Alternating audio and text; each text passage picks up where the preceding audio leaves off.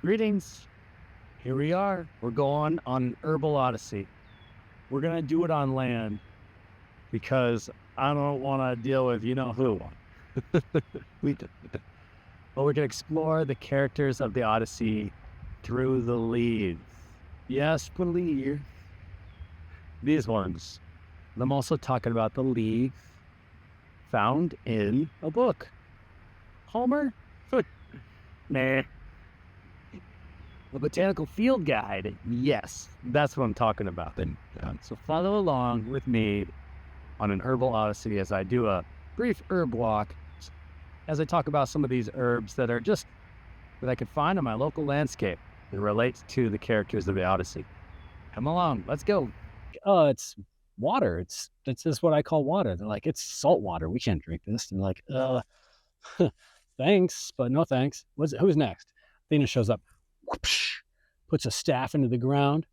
All of a sudden, a bunch of leaves grow out of it. They're like, oh, cool. What's this? Some shade? That's nice. She's like, not done. Bunch of fruit falls down. They're like, oh, this is amazing. These are delicious. This is like, oh, we could use this oil too for our salads and our machines. This is perfect. All right. We'll be henceforth known as Athens. And Poseidon's like, grr. And so the olive tree, sacred to Athena, whenever the olive shows up, we can think about Athena. And we could also think about whenever the olive tree shows up in general, an offering of peace. It's a moment of peace. It's represented in the biblical story of Noah's Ark. You know, the ravens, remember when it used to just be the doves and then the Mandela effect came around? Okay. But the doves bring back the olive branch, so that's the sign of peace. Let me offer them an olive branch. You know, you get it. But in the Odyssey, Homer is like, oh, sweet. I'm the king. There's this beautiful olive growing in the courtyard. You know what? That is going to be the heart of this kingdom. I'm going to build a bedroom right there. So they're like, what? How can you do that? There's a big, beautiful olive. He's like, watch. Took off some of the branches and leaves, used that olive as a bedpost. So that it's like this almost like tree of life symbol, connecting, his majesty's will to the other majesty's will, anchoring that securely in the earth.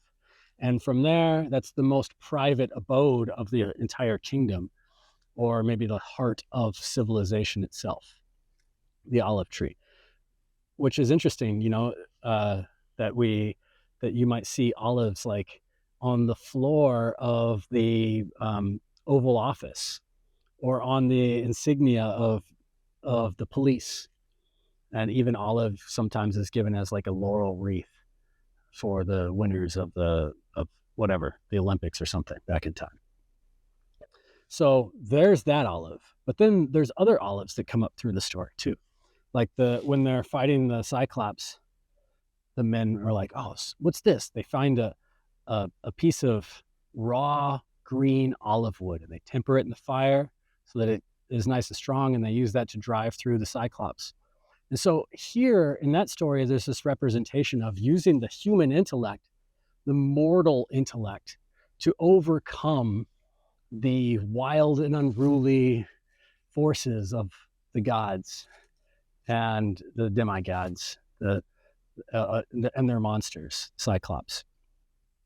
Then Poseidon, still mad about the Athens incident, he's also mad at Odysseus, and he's like, I'm going to wreck his ship.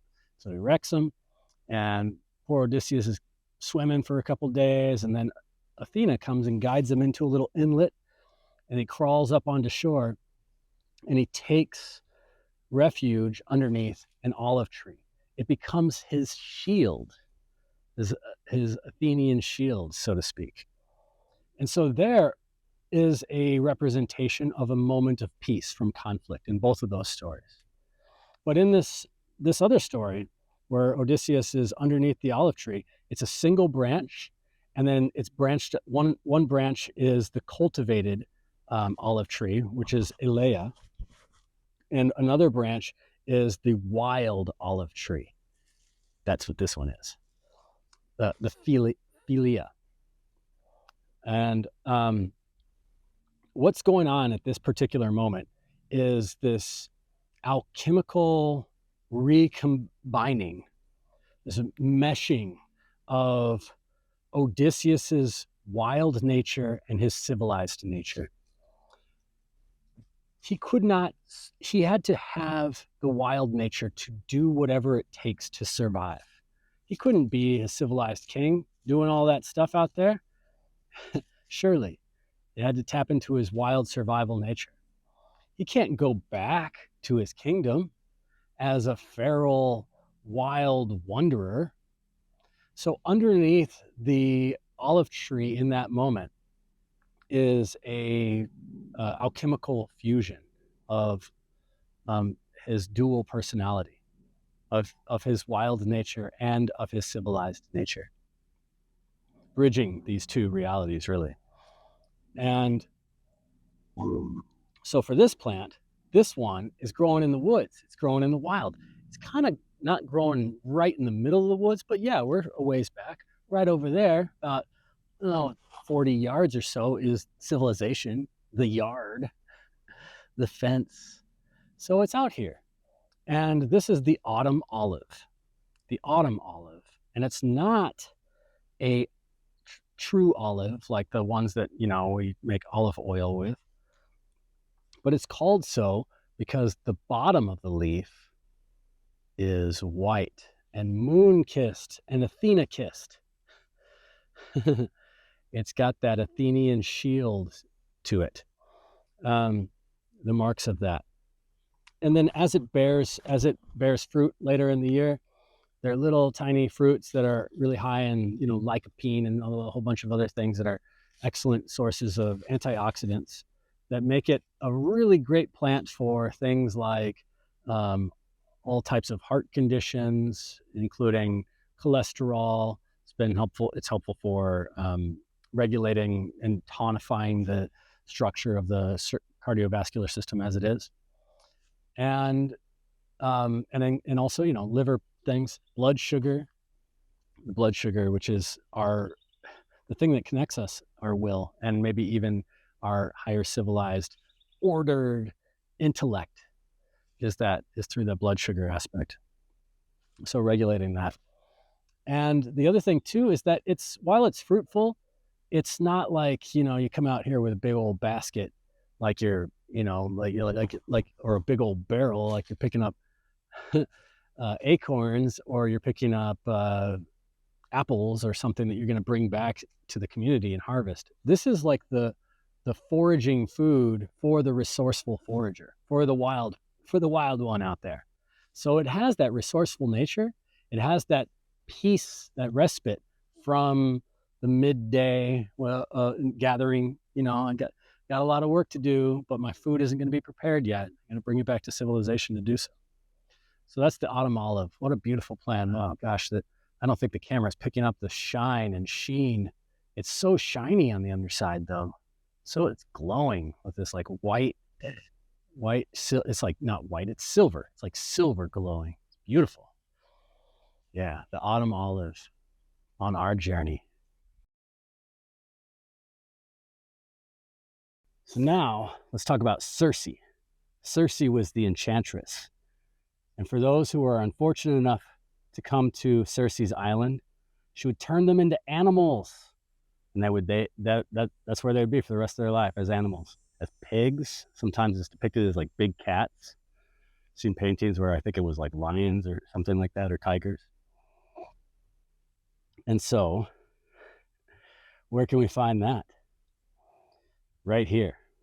This is Cercia canadensis, or Cercia canadensis. That's the botanical name. It's literally pointing out to Circe. The common name of this plant, enchanter's nightshade.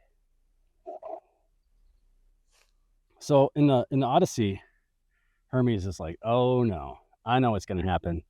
Odysseus is going to have to go to Circe's island, I better give him this magical remedy as an herb that's going to prevent him from falling into the charms of Circe. That's not this plant. That's the mythical moly or molly.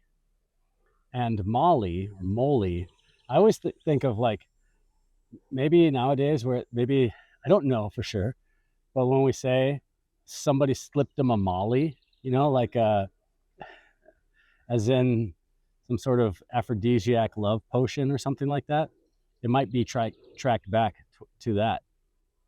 The M-O-L-Y, the moly, the molly. Holy moly!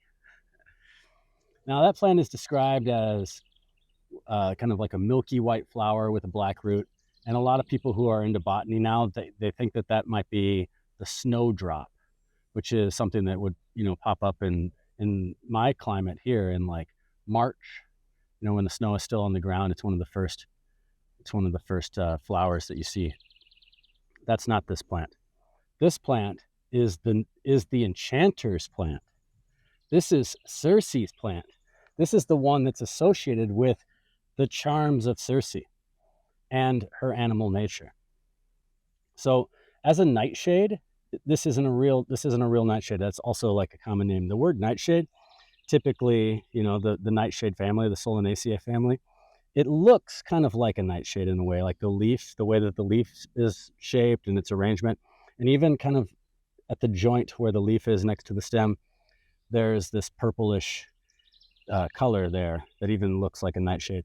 It does tend to look, you know, nightshades are they contain some of the most poisonous, toxic plants in the world. You know, like belladonna is one, monk's hood, another one. Tomatoes, potatoes. Speaking of potatoes and animal nature, I'm thinking about Rudolf Steiner. You know, it's the Austrians in particular that have kept the history of this plant alive, because this is a woodland plant. It's little, it likes to grow next to the shade and in the trees and everything like that. And so that's kind of like what you get in Austria. And so also what you get in Austria is Rudolf Steiner type thinking. And so the Austrians would use this plant as like I said, it's not a true nightshade. It's actually, what it is a member of the same family of evening primrose. And so what the people of Austria would do is they would use this plant as a astringent rinse. So astringents, binding, holding, holding, magic, things together, like, you know, bringing the lips of a wound together, or eczema, something that's kind of weeping. And also, when made as a tea, the plant, you know, sometimes people think of like tannic acid that grows in the woodlands. I think of it just like astringent qualities. These astringent qualities are toning, in particular, to our stomach. It's also kind of bitter, not so bitter, mostly astringent though. I definitely get that sense that, is this poison? I don't know when I taste it, because it's got this acrid pepperiness at the back of my tongue. So it's like relaxing, slightly bitter, relaxing. That's from the acrid qualities. And astringent, definitely, that's the main quality. So when you have something that's like holding, toning, astringent, especially in particular to the stomach, and relaxing, it's almost very much like acting on our astral body, which is the animal body, our animal self, down in our digestive function, where if I were to think of this in terms of like biological rhythms, our astral nature, our animal nature, is where we desire things like warmth, respiration from the air. You know, that's what sets us apart from the animals, or sorry, what sets us apart from the plants, or what sets the astral nature apart from the plants, is their, you know, they need to breathe inwards, bringing it into their tummy, so to speak. And then what else do you get from an animal? You get your animal instincts. You get the desire to procreate, to get it on, to eat, to digest, to find more food, to seek out what's desirable, to sniff around.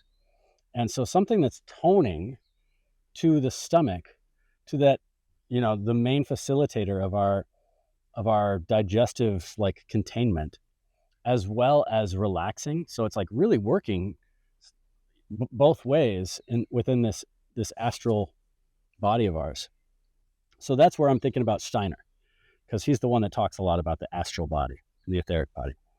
But we, as people, the people that are, listening to this, we get an extra thing. We get, not only do we have the mineral body, makes the rocks and the crystals, not only do we have the etheric body, which gives us the fluidic life force, not only do we have the astral body, which gives us warmth and the ability to care for and nurture our young, and the ability to protect and be fierce, but we also have our egoic eye, as Steiner would call it. I would say that is like the solar plexus, kind of like right, just an octave, just a half octave, not even octave, half step above the placement of where this is toning in the astral nature. The egoic eye, which is the thing that gives us our human nature, our identity, our I am that I am, that is informed in the communication between our mother and our father, our mother's information coming in the biofield on the left side through the spleen and the solar plexus, the father's information and paternal line coming in from the liver and into the solar plexus where we radiate our solar self. And toning this down below that into our enchanter, into our more susceptible, into the astral nature of our body, does this enchanter's nightshade. It's pretty interesting too. What I think is really cool is that there's this little spider web right here in between this flowering stalk and the tree. And I think that's so cool and symbolic in a lot of ways of like the myth of Circe, this like the one that's going to, invisibly bind you. There's some other cool signatures here that I think point to some of the other medicinal, magical uses of this plant. Like this plant, because it's the enchanter's nightshade, like that name suggests a history of magic. And certainly that's the case. Like this plant has been used magically for binding spells, especially for love. I think that there was a movie that was released recently that was about like, oh, I just want this person to love me, and then they do, and they end up killing them or something like that. You got to be careful what you wish for and who you bind yourself to, right? And I always, whenever, that's a huge red flag for me, whenever somebody at the shop asks me about a plant that is associated with voodoo or hoodoo or anything that has to do with my will be done, as opposed to above the egoic will, which is thy will be done. And so I'm always like, no, we don't work with those plants. You can't find them here. I'm not even interested in helping. Those are huge red flags for me. Because that is self-serving in a way. It's very self-serving. And it's got karmic, ripples that I don't want to have anything to do with. But some of the signatures for that are also within this plant. I could see like the fuzzy balls that are on the plant itself. The way that the seed as the flower blooms and then it turns into a seed, it looks like these little fuzzy balls. Fuzzy balls. What does that remind you of signature wise? Well, everyone's got fuzzy balls. Some people have fuzzy balls that are hanging around outside, flopping, moving this way and that way. And some people have fuzzy balls, reproductive organs that are on the inside of their body, and they still have these kind of shapes and features to them as well. So that's also speaking to that astral body, or our, base desires, if you will, the material, animal nature. So this is Circe. This is Circe from our Herbal Odyssey. Cercia canadensis, however you want to say it. I know in real Latin it would be Cercia, but that also reminds me of how the word Circe is connected to the word church and kirk, and some other words that are prominent in our lexicon, especially these days. Kirk, church, Circe, the enchanter's nightshade. Ah, Helen, the most beautiful woman in the whole world. Radiance, like glowing with rays coming off of her. This plant here is called Elecampane. Elecampane means the campaign and Helen. Put those two words together. Campaign is an interesting word, like the campaign trail. There's this disagreement, so to speak, and even speak lightly. So a campaign could be a martial campaign, something that has to do with war. But even in that word campaign, we might also hear something like companionship. Campaign also means field. So the campagna, the field for Helen.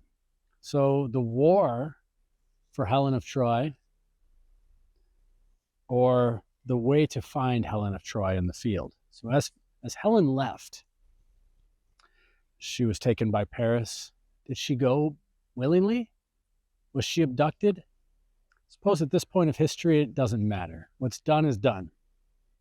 But where she went, her tears dropped from her face, rolled down her cheek, down her chin, bloop, fell onto the campagna, onto the sunny field in the height of the sun, and out sprang this inflorescence, this beautiful plant. Look how tall it is. That's like, this plant could get like 7-8 feet tall. And then if you were a scout for the army trying to figure out where's the queen, you could just go follow it up. There's another one. There's another one. Maybe that's how they found Helen after all, because they found this plant leading her that way. I love Elecampane as a medicine for something that's hard to swallow. Specifically, like the green and gold mucus. Go Pack, go. No, not about the Packers. This yellow in Packer country, we say, there's bumper stickers that say, we bleed green and gold. I'm like, I think that's a specific indication for Elecampane. No, yellow, super, super inflamed states, yellow mucus or green mucus. And so if it's up here in the sinuses and that yellow mucus is kind of coming down and it's starting to make the throat all irritated, and it's like a whole bunch of mucus, then you're like, try to swallow it, and it like starts to burn the stomach. A lot of people like that are elderly or children don't have a very good reflex for swallowing yet. So they'll swallow a whole bunch of their mucus, and then it's hard to digest. And at that point, we want to work with something that helps improve the ability to digest. Like this plant, the botanical name is Inula helenium. There's Helen again. Inula. Inula. And inula is a reference to inulin, which is the non-digestible prebiotic fiber that's good for our inner campaign, our inner army, our inner microbial stuff that breaks everything down. So it actually has this great communication between the lining of the gut and the tissues themselves, what we bring in. That word inula is also, the etymology is from annul, an annulment. That's interesting when it comes to Helen as well. annulment, canceling it out. Then we have Elecampane, which is like this is an aster family plant.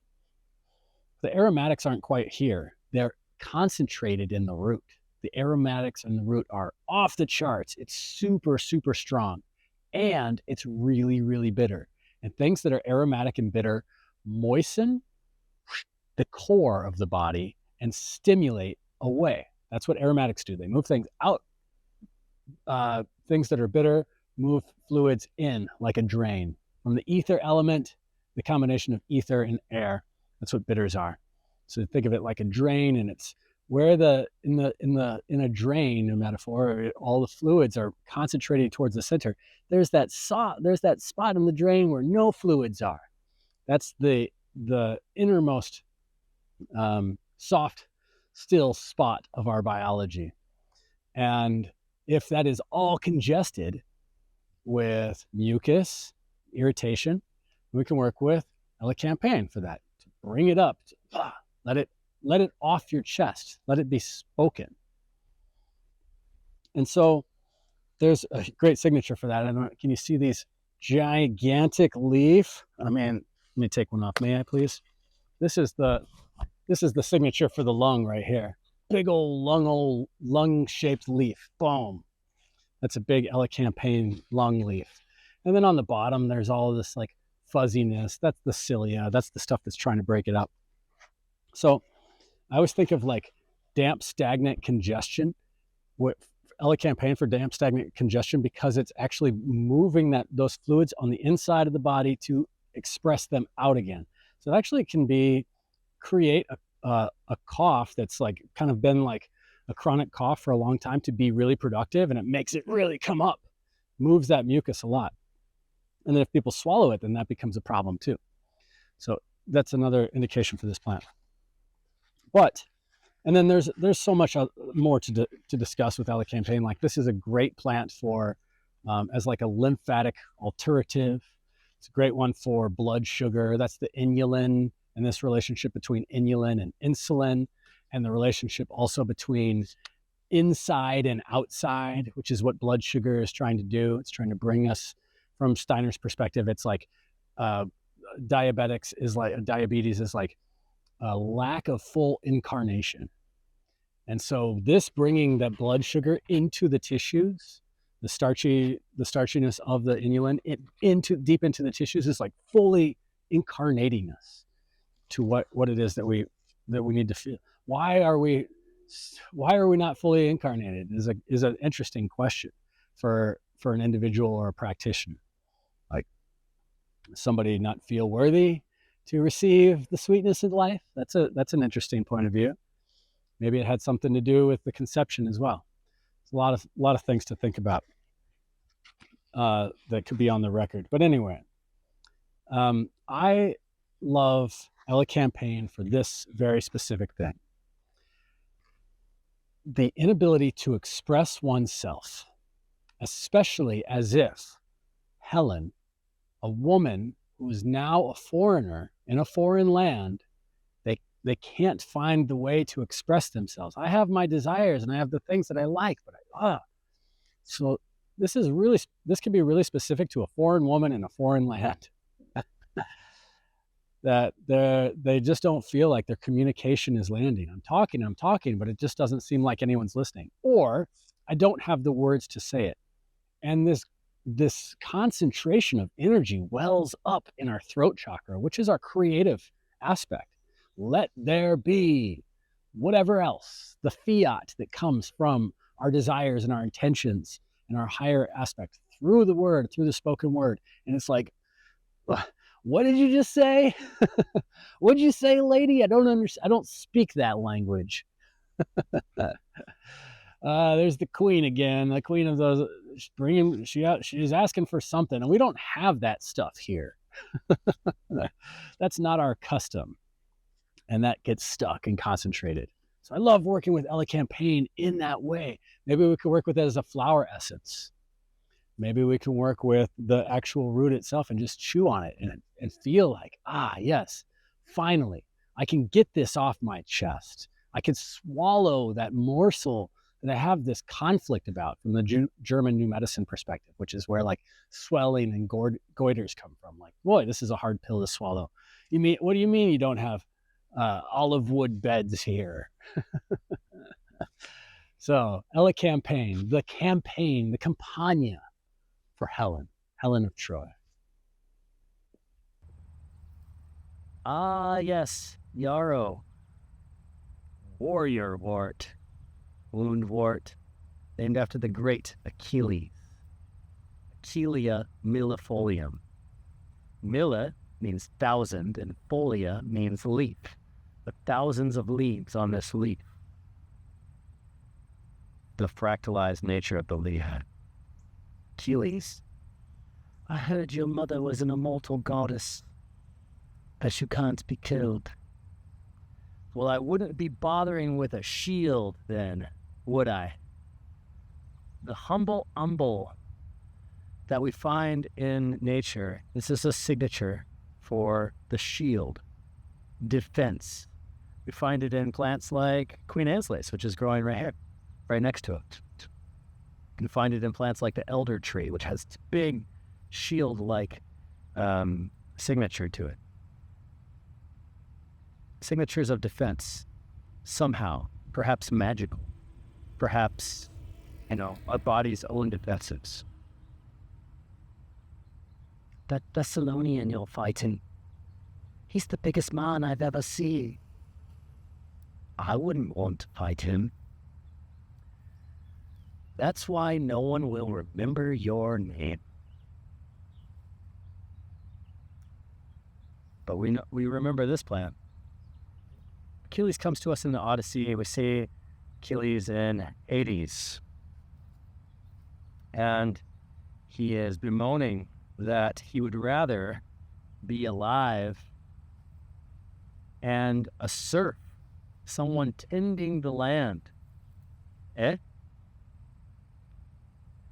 than be the king of the dead and known as the greatest warrior who ever lived.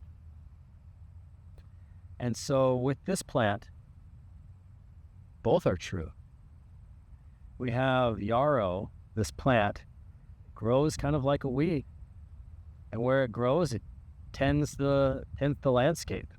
Brings lots of joy for me, especially whenever I see a patch of yarrow. But just like any plant, it has an ecological relationship to this in servitude, in service of the land as a serf ward.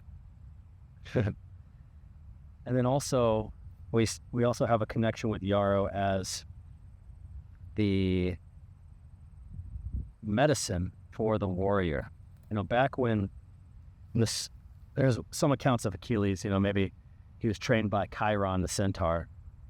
How did he get there? I don't know, probably washed up in a basket or something like that. Classic hero myth type stuff. So Chiron's like, oh, knock at the door, bing bong. And they're like, Amazonian Women Express or whatever. Oh, I didn't order this. Oh, okay, well, I'll see what I can do with it. Mixes up a big old centaur-sized cauldron of potion. And then that potion was this plant. And did his little, incantations and whatever other magical things that he needed to do to make it so that where this child, what was touching this child with this potion would never be pierced by an arrow or a spear. And so he grabs the baby by the ankles, dips him in, boom, everything is protected. Except, oh, Chiron, you forgot. You were holding him by the ankles, and that's where we get the Achilles heel. So Achilles knew this. He knew that this was a plant that would be helpful for stopping bleeding, and we see that in the signature. That's, again, the millefolium. That's the signature of the circulatory system. Does that not look like the capillaries of the circulatory system right there? Yeah. So this is how a plant like this would stop bleeding, is that it takes away the pressure from the space of the wound and diverts it all throughout the circulatory system through these little ancillary channels of the capillary bed. And what seems like a polarity is that it also encourages blood flow.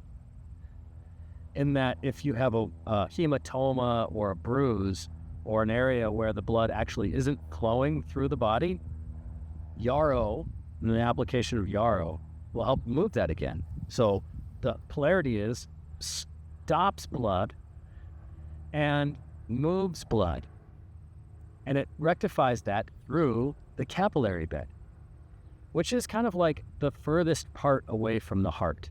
And that's why I think about Yarrow as being, symbolically connected to the sign of Aquarius, and also that it's going to be difficult to pin down. One thing that's interesting about this plant too, in terms of cosmology and Aquarius, I think of Aquarius, being fixed air, and people talk about it being the water bearer. It reminds me of the sky, like the blue sky right behind me here. That's that part right there. That color is in this plant, but you would never know it unless you did an alchemical process to find it. If you took this plant and applied it into a steam distillation to make the essential oil and hydrosol, it comes out that color. It's beautiful. It's amazing. Well, there's so many things that I love Yarrow for. It's probably one of my favorite plants to work with because it's aromatic, and aromatics move. They stimulate the movement of things. Because it's bitter, and bitters centrifuge things to the center. So it seems like opposite polarities there. Again, it's also astringent, so it tightens. It's encouraging all this movement and holding of space at the same time. And so for me, it's wonderful as a bitter remedy for the liver, for the pelvic floor, especially like accumulation of fluids in the pelvic floor. This could be, menstrual flooding. This could be postpartum hemorrhaging. This could be prostate swelling. There can be many indications for that type of thing. In the colon, diverticulitis, all kinds of excess damp states, which are open.